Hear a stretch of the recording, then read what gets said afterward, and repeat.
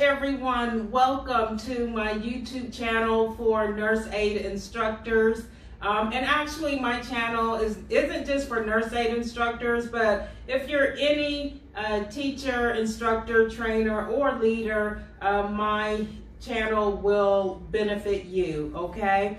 So before I get started, as always, if you have not yet subscribed to my channel, please do so. Also, kick that like button. That will actually let my channel become more recognizable to the public and also make it easier for folks to locate not only here in YouTube, but also on Google. And if you like to be notified, don't forget to ring that notification bell, okay? So you'll be notified whenever I upload new content.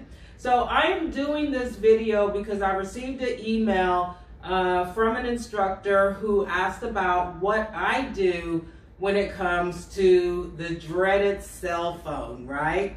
And I will tell you this, whether you're teaching high school students, middle school students, or even adult learners, cell phones are an issue. They really are. They're an issue. They're taking away from your instruction whenever you have to stop and have that person put that cell phone away. It's also taking away from your students' learning, right? Because when they take out that phone, their cell phone, and this is how they do it, they'll do like this, right? And you can see them punching in those keys, right?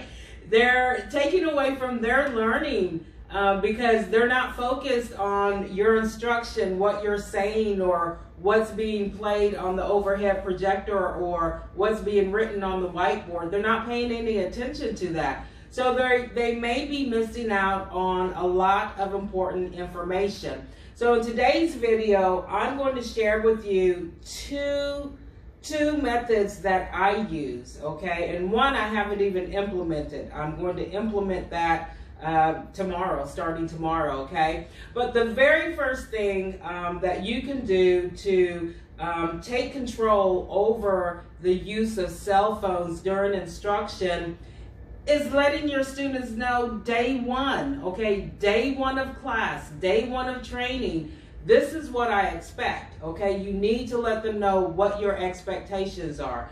Now, there's one thing, there's a difference between implementing the guideline and another in maintaining the guideline. You can create your guidelines, you can implement them all day long, but if you don't maintain them, what good is, that defeats the purpose. What good is it for you to create such a guideline, right? And I call these guidelines classroom guidelines instead of classroom rules because I don't believe in rules. I don't. Rules were made to be broken, right? But guidelines are made to be reviewed and updated periodically. Excuse me. So in my classroom, we have classroom guidelines, not classroom rules, okay? So day one of training, you create that guideline, you implement it, you let your students know what your expectations are regarding cell phones, and then you maintain, okay? As soon as someone takes out their cell phone, you call them out, you tell them to put it away, okay? What I've done is for my grading system, I have included a daily grade. Students are eligible, or they have the opportunity to obtain 20 points a day, right? Because my students go to school Monday through Friday. They're in training Monday through Friday. So each day they're in training, they have the opportunity to obtain a 20-point daily grade. And at the end of the week, right, it can accrue to 100 points. That's an easy 100-point grade. Who doesn't want an easy 100, right? But what I've implemented and maintained was that 20 points, 5 of those 20 points are cell phone usage. If I see you on your cell phone, I'm going to subtract 5 points each and every time I see you on your cell phone. So your 20 points a day, if I catch you twice, okay, one training day on your cell phone, now instead of 20 points, you're only going to receive 10 points. And then at the end of the week, instead of having 100, you may end up with a 70 because you continue to get on your cell phone. And that 70 is going to drag you down, right? Because part of your daily grade, that's 20% of your grade. Okay, 20% of your grade is your daily grade. Okay, so, or is your, the composite of all, all the categories. Okay, your daily grade accounts for 20%. So that is one way that you can do it, but you have to maintain. You have to maintain. You can't sucker down or sucker into, oh, I was calling my mom because she had to go to the doctor today and she was just letting me know. No, if it's not a life threatening situation, then your mom can call you afterwards. Okay, period. Okay, your mom can call you afterwards. So you can't bow down. You can't sucker in to, whatever the student says their reason was for being on the phone, okay? So that is one way. That is one method that I use. The method that I'm going to start implementing, and I spoke to my students about this last week, was incorporating a buzz time. That's B-U-Z-Z time, buzz time. Now this will allow your students to, and for me, I'm giving them 5 minutes of buzz time. Okay, sometime during the classroom instruction, they're going to get 5 minutes where they can get on their phones, they can text whoever it is they need to text, call whoever it is they need to call, Instagram, Facebook, Snapchat, whatever social media they use, they can get on their phones to do that for 5 minutes. Okay, 5 minutes. That's it. That's all I'm giving my students, right? 5 minutes. But you can determine how long you want your buzz time to be.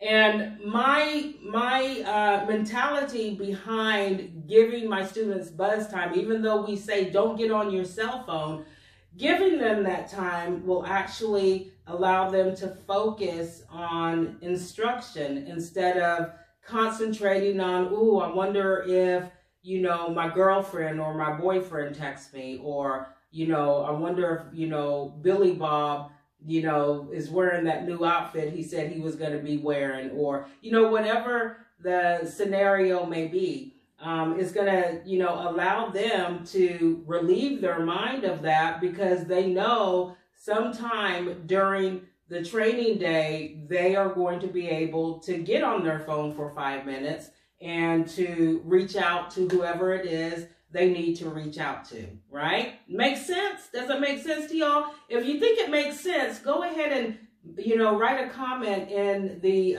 comment section below this video, okay? But I think it's going to work. But here's the catch. Here's the catch, right? I don't want to be the one to make that decision of, yes, I'm going to implement it, or no, I'm not. I want my students to be able to participate in this guideline. So tomorrow when I go walk into my classroom, the very first thing that I'm going to do is on that whiteboard, I'm going to write buzz time. I'm going to write that out on the whiteboard in huge letters, right?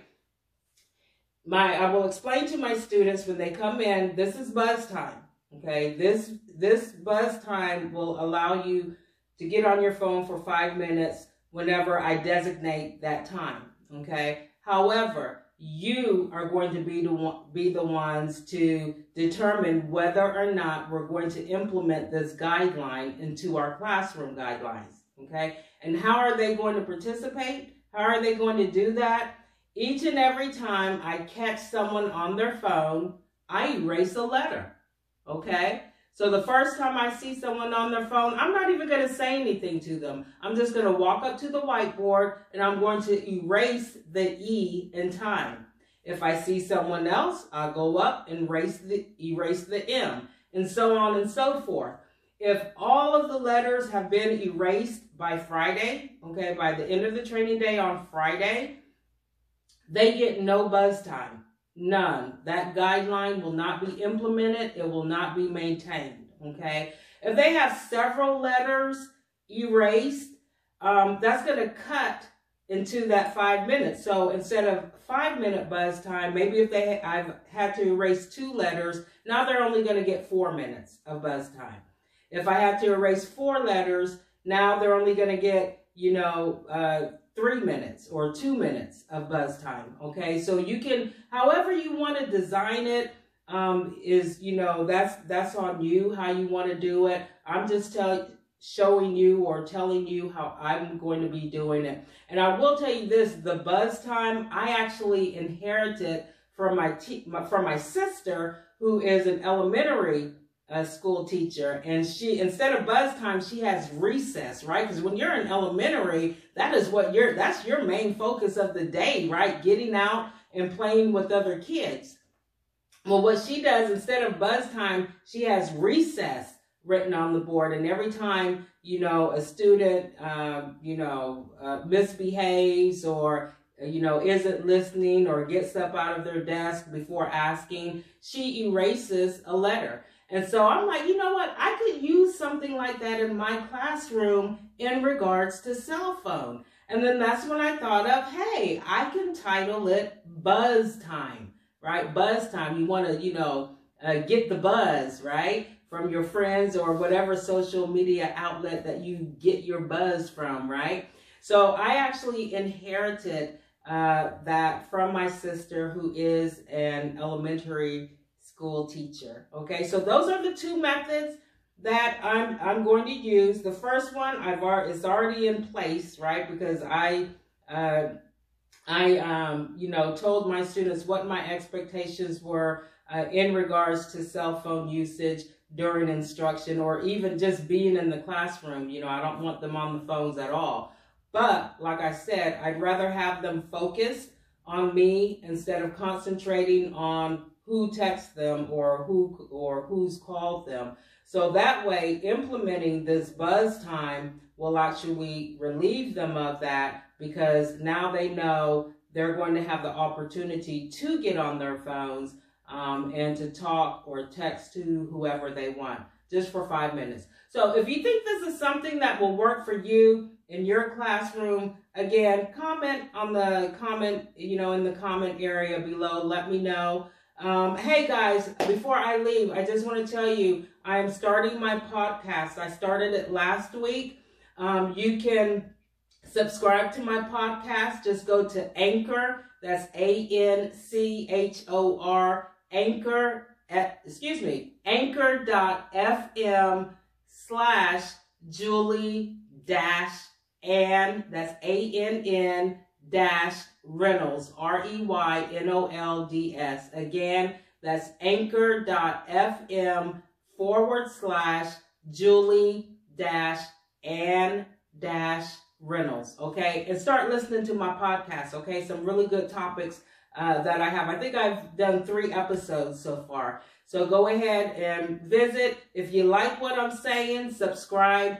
You can also help me sustain my podcast by committing to making a monthly donation. I think you can make a monthly donation of 99 cents, $4.99, or $9.99. Or you can pick, a certain amount, whatever amount that you want to donate monthly, okay? Do that. Help me get my podcast up and standing and help me sustain it. Also, I'm looking for more subscribers to my YouTube channel for instructors. So if you know any instructors, teachers, or trainers that you think may benefit from my YouTube channel, please have them to subscribe, okay? I'm getting a lot of views, but not a lot of subscribers. So y'all subscribe. If you're watching my videos, subscribe, right? Okay, and then also my other YouTube channel for my nurse aid candidates, students, and also I do have some instructors subscribe to my other channel. You can go visit it at www.youtube.com/C/Julie Reynolds NATCEP, that's NATCEP consultant.